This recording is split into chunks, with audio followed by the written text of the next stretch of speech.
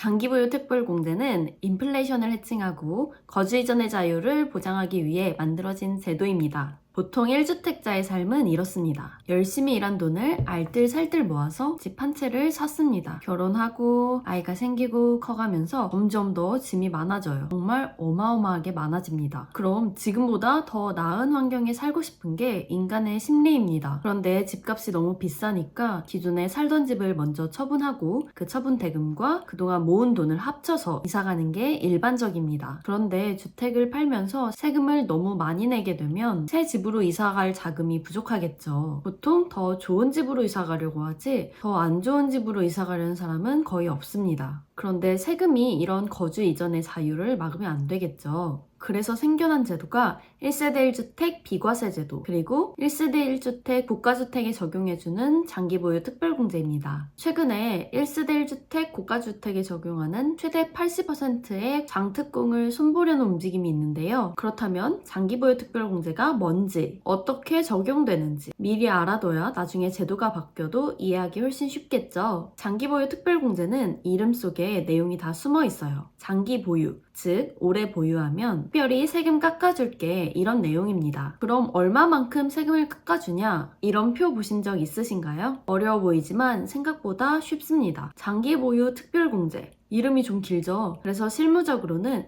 표 1 장특공, 표 2 장특공 이렇게 불러요. 먼저 표 1 장특공을 볼까요? 표 1 장특공은 모든 부동산에 적용됩니다. 주택을 여러 채 가지고 있어도 상관없어요. 단 양도세 중과 대상 주택은 적용이 안 됩니다. 꼭 주의하셔야 되고요. 보유기간에 따라 연 2%씩 최대 15년, 총 30%까지 공제가 가능합니다. 예를 들어 5억짜리 아파트를 하나 사서 5년 동안 보유했더니 7억이 되었어요. 양도 차익이 2억 남았죠. 여기에 장기보유 특별공제 금액을 빼줍니다. 2%씩 5년이니까 10%죠. 2% 곱하기 5년. 양도차익 2억에서 10%인 2천만 원만큼 과세 표준에서 빼줍니다. 오래 보유할수록 과표가 작아지긴 하지만 표 1 장특공은 생각보다 세금 절감 효과가 엄청 크진 않습니다. 진짜는 표 2 장특공입니다. 표 2 장특공은 좀 더 복잡해 보이죠? 여러 계정을 거쳐서 지금까지 왔기 때문이에요. 표 2 장특공은 1세대 1주택 고가주택에 적용해줍니다. 가끔 이런 분들 있으세요. 아니 그럼 1세대 1주택 비과세는 적용 안 해주냐? 고가주택만 해주냐? 양도가액이 12억 이하로 고가주택이 아닌 경우에는 어차피 세금이 안 나오니까 사실 장기보유 특별공제에 의미가 없어요. 그럼 다시 표로 돌아와 볼까요? 2021년 이전에는 보유하기만 해도 연 8%를 공제해줬습니다. 그런데 한 차례 개정이 됐죠. 실제로 살지도 않고 보유만 했는데 연 8%는 좀 과하다. 보유기간과 거주기간을 나누자. 그래서 나온 게 표 2입니다. 거주기간의 4%,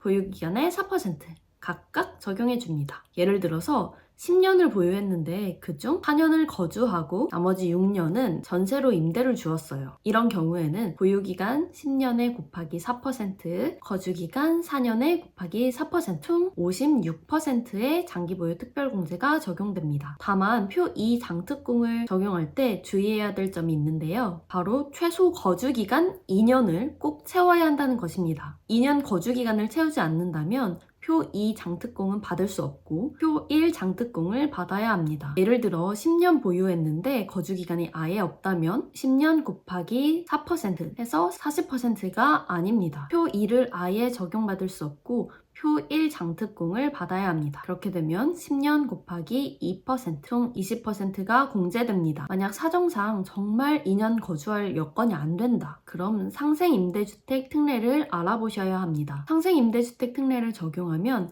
2년을 거주하지 않더라도 표 2 장특공을 받을 수 있습니다. 자세한 내용은 다른 영상으로 준비해 볼게요. 그럼 장특공에 따라 세금이 얼마나 달라지는지 한번 볼까요? 10억에 산 아파트가 10년 뒤에 20억이 되었다고 볼게요. 양도차익이 10억이 발생했을 때 장기보유 특별공제 금액에 따라 세금이 얼마나 달라지는지 한번 볼까요? 세금 차이가 생각보다 크죠. 일반 과세로는 세금이 3억이 넘는데 10년 거주 및 보유한 경우에는 1,400만 원으로 훅 떨어져요. 무려 3억이 넘는 세금이 절감됩니다. 그래서 양도 차익이 큰 물건을 팔 때는 1세대 1주택으로 만든 후 표 2 장특공을 받고 처분하시는 게 가장 유리합니다. 그래서 양도 차익이 크다면 거주 기간을 많이 늘려주는 게 세금 절감에 아주 효과적입니다. 여기까지가 현재 유지되고 있는 장기 보유 특별공제였고요. 앞으로 어떻게 바뀔지 정책의 방향을 눈여겨봐야 할 것 같습니다. 그럼 오늘 영상 정리하고 마무리할게요. 장기 보유 특별공제는 인플레이션 해칭, 거주 이전의 자유를 보장하기 위해 만들어진 제도입니다. 장기 보유 특별공제는 두 가지가 있는데 통상 표 1 장특공, 표 2 장특공 이렇게 부릅니다. 첫째, 표 1 장특공, 일반 부동산에 적용해줍니다. 연 2%씩 최장 15년, 최대 30%까지 공제가 가능합니다. 예를 들어 5년 보유했다면 2% 곱하기 5년, 총 10%를 양도차익에서 공제해줍니다. 다만 양도세 중과 물건에는 장특공을 적용해주지 않습니다. 둘째, 표 2 장특공, 1세대 1주택 고가주택에 적용해줍니다. 고가주택이 아닌 경우 어차피 1세대 1주택 비과세니 장특공과 무관, 보유기간과 거주기간을 나누어서 공제해주고 보유기간의 4%, 거주기간의 4%, 최장 10년, 최대 80%까지 공제 가능합니다. 예를 들어 10년 보유하고 4년 거주했다면 보유기간 10년 곱하기 4%, 거주기간 4년 곱하기 4%, 총 56%를 양도차익에서 공제해줍니다. 다만 거주기간 2년을 채우지 못하면 표 2 장특공을 받을 수 없고 표 1 장특공으로 받아야 합니다. 양도차익이 10억 발생했다면 장특공 적용에 따른 세금 차이는 얼마일까요? 따라서 양도차익이 큰 물건이라면 가급적 1세대 1주택을 만든 후 장기 보유 특별공제를 최대한 활용하여 처분하는 게 가장 좋은 절세 방법. 그럼 오늘 영상 여기서 마무리할게요. 오늘도 행복한 하루 되세요.